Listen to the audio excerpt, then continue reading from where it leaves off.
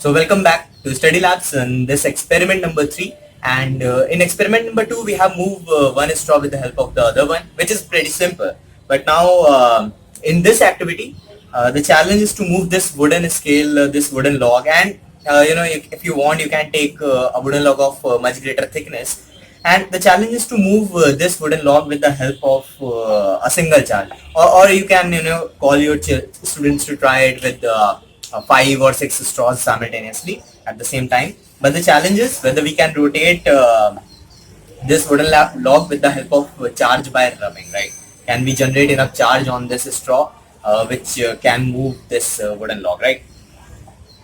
Now the task is very simple, and for this you need a glass slab and a convex lens, right? Let's just balance this wooden log on the convex lens.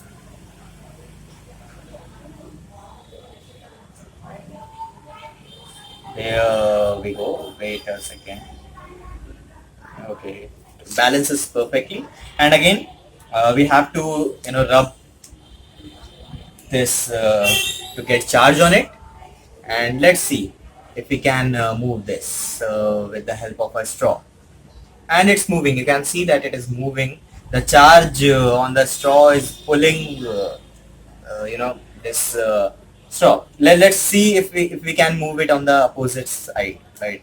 It's in motion, and if we can move it to the opposite side. Now look, because of the disturbed equilibrium, it is wobbling a little bit, but again you can see that we have enough charge on this straw, and this scale or this wooden log is coming in the direction of the straw, right, without touching or without pulling, just because of the generation or accumulation of charge on this straw.